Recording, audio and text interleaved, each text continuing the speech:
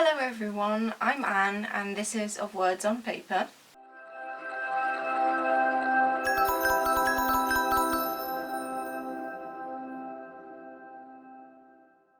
You might notice that we are in a very different place than usual, and that is because I am no longer living in the place where I was living in Exeter in Devon, and now I'm living in Cambridge because I am studying for my master's here. I was studying in Exeter and I was living there full time, and because I live wherever I'm studying, because that's why I'm in the UK, here we are. This is my room. I really like it. I think it's the nicest room I've had in my life, probably, because it's an ensuite. I'm not used to that kind of thing. It's very, very nice. So I'm very grateful for this. And there's been a long pause in my channel, and I mean, I'm sure you will be able to understand why. It's been a really tough couple of months. First with the moving places, but also starting the master's course here has been a lot. And I'm really, really enjoying it so far, but it's just so much that I've not been able to properly actually sit down. However, I had an idea that I've had in my head for a while now, and that is to make a video with autumnal book recommendations. Now, I know that this comes a bit late, to be honest. Autumn is not quite over yet, but it feels like we've already passed the peak of the autumn vibes that everybody loves. However, I think it is very nice when you can, remind yourself of this, I don't know, calm energy that autumn has. It's weird because it feels like everything just picks up again with the start of the school year particularly. But autumn has a very calm energy, don't you think? With all the, I don't know, leaves falling, everything gets a bit cozy, the rain makes you want to stay inside.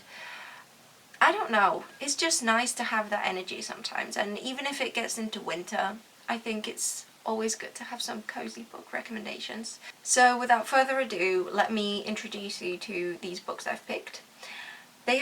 It's weird because I don't have many of them physically in my hands, but you'll have to trust me, I've read them at some point in my life and I've really enjoyed them. The first one though, I do have here, and this is An Enchantment of Ravens. If you are on BookTube, you might have seen it everywhere because it was everywhere like a year ago, I want to say. I needed some light reading after starting my course and I just picked this up. I actually didn't enjoy this as much as I wanted to enjoy this. I am hoping the authors or the book, Sorcery of Thorns, will be more enjoyable to me. However, I think it's a very, very good book to read if you want like a book full of autumnal energy, let's say. If you can deal with a bit of insta-love, plot lines that sometimes don't make sense, and clunky-ish writing, I think the very strong aspects of this book are certainly the characters. They are well crafted. You can tell that the main character is an interesting person, not just stereotypical YA fantasy protagonist girl that, is not like the other girls. And the other characters are also quite interesting, especially with the fairies. I should say what this is about. This is about Isabel, who is a portrait artist, and she paints portraits for people from the fairy realm. And she's a very good painter, and one day the autumn prince from the fairy realm comes to get his portrait done by her, except that she accidentally paints human emotion in the portrait, and therefore she is taken to the fairy realm to court, basically, to be tried for that, because that's a crime. Because fairies are very morally grey in this book, which is another strength of this. The idea of fairies as these like morally grey beings, really creepy, really scary, and also really fake. The dynamics they have in the fairy realm are really interesting. And, you know, the setting is really autumnal, it's really lush and described really nicely. The writing is not the best, again, but I would still recommend it if you want something light, like I did. I was really overwhelmed when I picked this up, because I had just started my masters, and this was actually really nice. I read it really quickly. It's quite short, so yeah, I think, yeah, it depends on what you prioritize in your reading experiences. But again, if you don't mind mediocre writing in favor of cool characters and cool setting, this is very good. I'm going to recommend The Lonely City by Olivia Laing. I know I've talked about this so many times in my channel. Well, I don't know. I've talked about it many times, I think. This is part memoir, part investigation into art history and the ways loneliness in cities has been depicted in the past. And yeah, it's interweaved with the author's experiences living in New York City. It gives me a very particular sense of autumnal energy, and it's the energy of having just arrived in a place and trying to find your way through it, and learning to navigate both the place that you're in but also yourself as the new person you've become once you've moved, if that makes any sense. And it's this half nostalgia, half excitement of autumn, and this one does remind me a lot of the beginnings of academic years, the start of when you move to a different place and everything's new but also exciting, but also you've got this feeling in your heart that somehow you should be here but also you're missing something. This was great. I rated this 4 stars? 5 stars. So give it a go. If you're not very knowledgeable in history of art, you can definitely read this. I wasn't too well versed and I still really enjoyed it. So there you go. Yes, so it's a feathery theme that we've got going on today, because the next recommendation I've got for you is Grief is the Thing with Feathers by Max Porter. I have to say, if you're going to read this book, make sure you're in a good place, emotionally speaking, because this book deals with a lot of really intense emotions, namely grief, but also just general heavy topics. This is about a family, particularly a dad, who has lost his wife. She died. I don't remember how, because it's been a while since I read this, but she's lost the wife, and they had 2 kids who now have lost their mother. And it's kind of a magical realism type of thing. Obviously it's not tied to actual Latin American magical realism, but it's this routine, everyday fantasy realism, because what happens after the woman's death is that a crow, namely the crow from Ted Hughes' poetry, which I haven't read, but in his poetry apparently a crow features, or he's got a poem about a crow. And so the main character, the dad, is a scholar, he's a professor, he's studying Ted Hughes' poetry. And so that crow appears in their house, and it's a very short poetic prose work where Max Porter talks about grief and uses the figure of this crow to help the dad and the children navigate their grief. And you know, I've never had an experience or anything related to grief, which, you know, I'm very thankful for. And usually because of that, I don't usually read books that deal with these topics, because I feel like I wouldn't appreciate them properly. But this book kept me so engaged, it made me so emotional, it just hit me so hard, even though I have never had any sort of experiences that are similar to that. And again, it's this melancholic tone that I think works so well in autumn, and it makes you feel like you belong and like you don't belong at the same time. So would definitely recommend that you pick that one up. Just as an interlude, let me recommend you The Raven by Edgar Allan Poe. I'm probably the last one to read this poem. I read this poem this summer and I really liked it. It's this old romantic, dark poem, and it's kind of sinister. It's about this guy that finds a crow just perched in his room, and things happen. It's very spooky. It's definitely got Halloween vibes.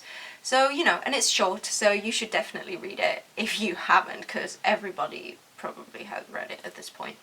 But anyway, continuing with the autumn theme, The 13th Tale by Diane Setterfield is a book that I read years and years ago. But it's been a while. It's been a while. But this is kind of a literary thriller, I want to say.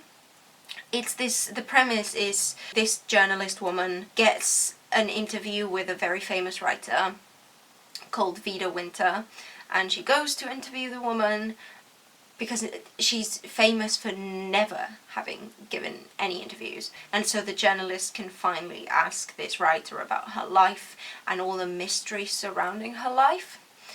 And yeah, it's about her life in her childhood in this house. I think she's got some siblings, some things happen, and at the end I remember the plot twist being really impactful on me. And it's got this gothic vibe, narratives that are within another narrative. So you've got the present where it's the interview, and then you've got these reminiscings of the past and how narrators can be so unreliable as well, because you never know. Like, the writer is so mysterious that you're left wondering, how is she gonna piece all of this together? How much of the truth is she telling, etc, etc. So yeah, maybe pick up that one as well if you want something a bit more like a thriller, because unfortunately I can't recommend horror books to you, because as you might have seen in my channel, I had a terrible experience with The Shining. So I might be into horror at some point in the future, and I really want to like it, but I'm a delicate woman. So, moving on. Never Let Me Go by Kazuo Ishiguro. This is a very difficult book to describe. It's about a boarding school and 3 friends in the boarding school and their experiences growing up and their relationships with each other. The movie is wonderful as well. There was a movie. The book itself is such a nostalgic way. It feels like Ishiguro's writing is kind of detached from what he's saying, from how involved he is in the story. And then at the end there's also kind of a plot twist. It's dealt with in a much more literary way than in the 13th Tale, where the plot twist and the plot itself is treated more like a thriller. The writing style is literary. But in Never Let Me Go, everything is such an introspective type of book. Like, I don't know how to describe it, but yes, it's I would argue it's a coming of age / dark academia novel. Not dark academia, because there's no like murders, there's nothing like thrillery about it. But definitely a very, very nostalgic, introspective, literary coming-of-age story with a lot of longing to it as well. And kind of also regret as the characters get old. And I think that's as far as I can tell you. I also read this a while ago, so yeah. Oh, can I recommend you I Am the Messenger, please? Oh my god, this is one of my favourite books of all time. This is by Markus Zusak. And my lovely friend Jodie has the book because I lent it to them so they could read it. And it's so good. This is a very polarising book. You might have heard of Markus Zusak because he wrote The Book Thief and more recently Bridge of Clay. But I Am the Messenger is a completely different take. It's a YA-ish novel, I want to say, although when I read it in in Spanish in the first time, it's when it was published in Spanish for the first time, and it was marketed as an adult novel, which was really interesting to me to discover years later when I read it in English again, that in English it was mainly a very YA novel. And that's interesting because the novel is all about feeling like you've got to a very, like you've stagnated in your life, like you're not doing anything, like you don't even know if you want to do anything, and like you're not helping anybody, yourself or anyone else. And the main character is a guy whose name I don't remember, but the narrator is just a guy that works as a taxi driver, and one day, just by complete accident, just is standing outside a bank, and a guy enters the bank and tries to rob it. The robber just does it really badly, so he's taken into jail, custody, the police. But that somehow triggers a lot of response, because the next day this guy finds, not the robber, the main character, he finds a letter with a poker card. I think it's an ace, one of the 4 aces, and there is only an address written on the back of the card. And he goes there and he sees this, I think it's a situation of domestic violence. And so he starts to try and fix something in that situation. And in that way he keeps on getting letters with different cards, with different addresses, and he's got to go to the addresses and see what these people, what the people there might need in their lives. And he just tries to help them in small ways, big ways, lots of different ways. And at the very end, I think just the ending of the book just makes the rest of it so, like, just the ending would make the book worth reading, in my opinion. And I know this is very polarizing, because I was looking at Goodreads reviews, and I saw a lot of people that didn't really like the ending, and they thought it was really easy. And it involves a really big plot twist, which I won't reveal, because part of that experience was just seeing it for myself. However, I personally thought it was wonderful, because I love the types of devices that are used in the ending of that book. So, I don't know, it could be your new favourite book like it was for me, or it could be a flop. But again, it's got this sensation of longing and feeling a bit lost in your life, which I think, I don't know, seems to be very common for me in autumn. So I just hope that you love it, and I'll probably talk about it again in this channel if I ever do a favourite books of all time video. But for now, let me recommend another book, which is an illustrated book. And this is a book that I only have in my family's house, and if you're watching, thank you Mom for introducing this to me. It's called The Lost Thing, and it's by a writer and illustrator called Shaun. And The Lost Thing is just so beautiful. So the art is beautiful, it's really creative, it's really imaginative. The colours of the book are very autumnal, even though sometimes it feels like it's set in summer. The synopsis would be like, just summing it up would be a bit difficult, because this is about a guy who one day finds a lost thing. Here's the lost thing. It was lost and he found it. But it's a lot deeper than that. And it's a commentary on our busy lives and how people don't stop to notice anything sometimes. Again, I think it talks about belonging, not belonging, getting caught in that routine and never stopping.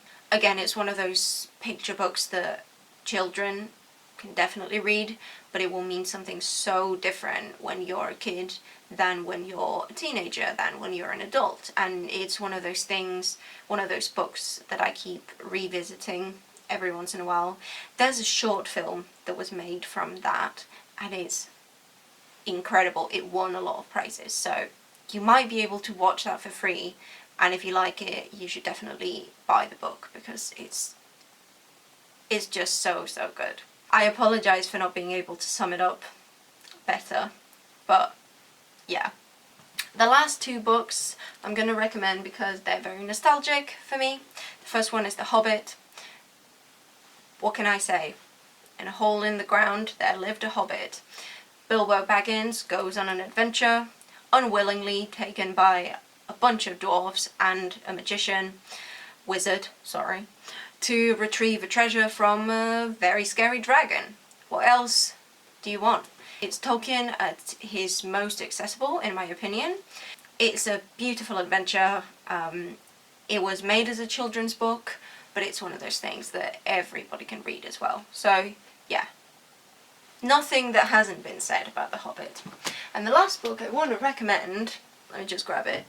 The last book I want to recommend, I am going to be quite brief with this. Useless Magic by Florence Welch. Florence Welch, aka Florence from Florence and the Machine, one of the most amazing pop bands of the past 10 years in my opinion. She released this, and it's a collection of her poetry, and it includes poetry, includes lyrics. She often writes her lyrics as if she was writing a poem, and so it's very interesting how you've got photography, drawings that she's made, poems that have not been published before or turned into songs yet, and also her whole collection of lyrics at the time of publishing this book, which was right after she released Highest Hope, and so far that's her latest album. But yes, it's got a lot of mementos going on. It's a very, again, if you know Florence and the Machine, you know that she's very melancholic. She loves just writing really poetic stuff, really sad stuff, but also joyful at the same time. I feel like all her songs have something joyful about it and something sad about it, which I think is what I really love about her. Lots of journal excerpts. Can you see? Just inspiring things. It's kind of like a journal thing.